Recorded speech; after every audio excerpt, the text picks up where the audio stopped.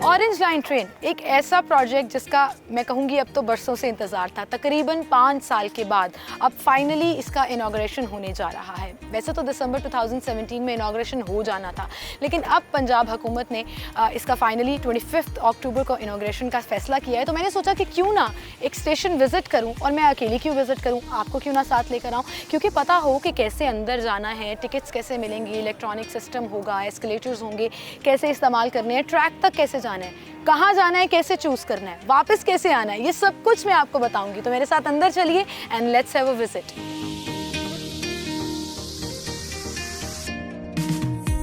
और मैं इस वक्त यहाँ मौजूद हूँ अनारकली स्टेशन पे, जो कि एक अंडरग्राउंड स्टेशन है, और मेरे पीछे आप देख सकते हैं दैट एवरीथिंग इज़ एक्टिव। लेकिन अब इतने बड़े हॉल में जो इतना खूबसूरती से डिज़ाइन भी किया है, आगे करना क्या है? तो सबसे पहले अगर आप ट्रैवल करना चाहते हैं और अगर आपके पास कार्ड नहीं है, जो कि एक कार्ड स्पेसिफिकली आपको काउंटर से मिलेगा, हम वहाँ भी जाएंगे, बट अगर आप पैसे पे करके ऑरेंज लाइन ट्रेन की राइड लेना चाहते हैं तो these are the vending machines जो आपको यूज़ करनी है। लेकिन इसको देख के कुछ लोग एकदम से परेशान हो जाएंगे कि इसको कैसे यूज़ करना है। बहुत आसान है। सो मैं करने लगी हूँ ये वेंडिंग मशीन इस्तेमाल, और मेरे पास है ये 50 रुपीज़। परेशान नहीं होना, 50 रुपीज़ कराया नहीं है, कराया है 40 रुपये। सो इसको मैं यहाँ पूरा ये लिखा हुआ है इंसर्ट बैंक नोट्स, उर्दू में भी लिखा हुआ है। आप यहाँ से पैसे जो है वो इंसर्ट करेंगे और उसके बाद यहाँ पे आपको टोकन और आपकी बकाया रकम जो मेरे 10 रुपये आएंगे वो मुझे यहाँ से रिसीव हो जाएंगे इस काउंटर पे। अगर आपने परमानेंट कार्ड बनवाया हुआ है, इन्होंने कार्ड की फैसिलिटी भी दी है विच इज़ अमेजिंग कि आप कार्ड को एक ही दफ़ा रिचार्ज करें। स्टेशन के अंदर आते साथ ही आपको वेंडिंग मशीन ढूंढनी नहीं पड़ेगी, कार्ड होगा, आप इंसर्ट करेंगे एंड वॉकवे से गुजर जाएंगे।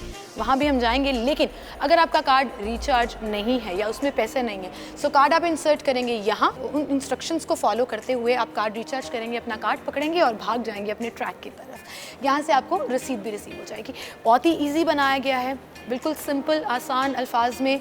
अगर आप सिक्के डालना चाहते हैं, आपके पास पैसे नहीं है और आप कॉइन्स डालना चाहते हैं, तो यहाँ से 5 रुपये के आप 40 रुपये पूरे करेंगे, जो कि 8 सिक्के बनेंगे। आप यहाँ से इंसर्ट कर सकते हैं और आपको टोकन यहाँ से रिसीव होगा।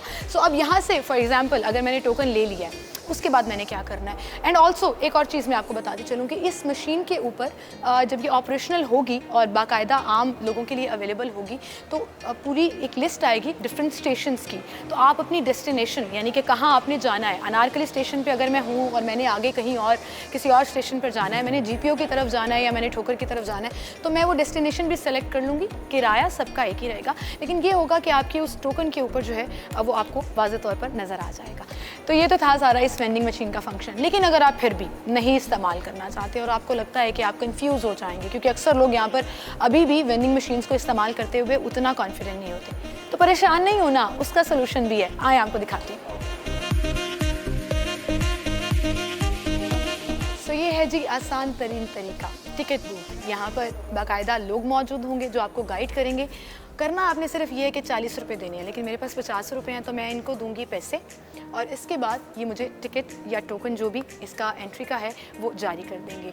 और ये है जी वो टोकन जो आपको मिलेगा उस वेंडिंग मशीन से भी और यहाँ से भी, और मैं लूँगी अपने 10 रुपये वापस।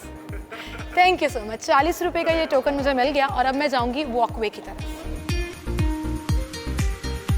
So this is the walkway जहाँ से गुजर के मैं ट्रेन ट्रैक की तरफ जाऊँगी। ये है वो टोकन जो मुझे या तो वेंडिंग मशीन से मिलेगा, अगर आपने वो इस्तेमाल नहीं करनी तो टिकट बूथ से।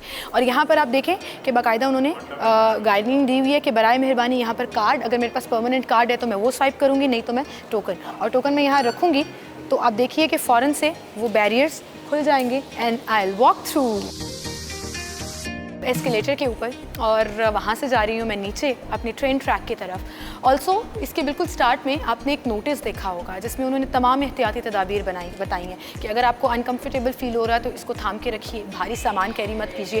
व्हील चेयर के लिए ये नहीं है, अलग से एलिवेटर्स बने हुए हैं। एंड ऑल्सो बच्चों का ख़ास तौर पर ख्याल रखें, इस पर भागना नहीं है, चलना नहीं है, बस सुकून से आप इसको पकड़ कर खड़े रहें और फिर आप जाएंगे अपने ट्रेन ट्रैक की तरफ।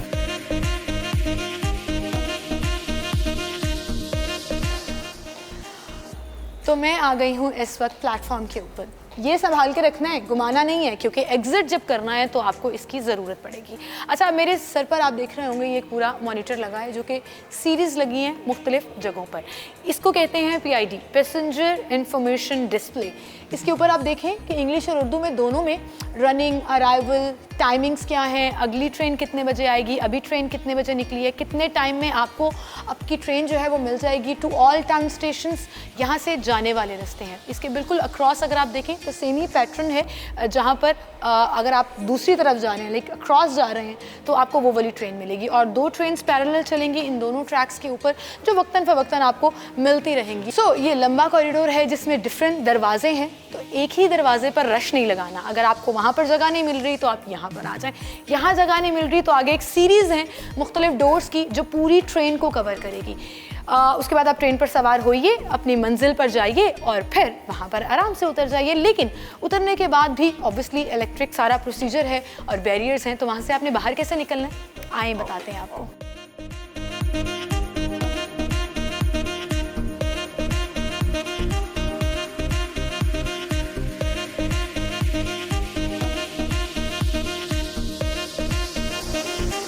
और अगर आपको याद हो, ऑरेंज ट्रेन जर्नी से पहले मैंने आपसे कहा था अपना टोकन संभाल के रखना है। अब ये टोकन आपको हेल्प करेगा बाहर जाने में। ये वो बूथ है जहाँ पर आपने अपना टोकन इंसर्ट करना है और फिर गुजर जाना है। So I'm gonna do this.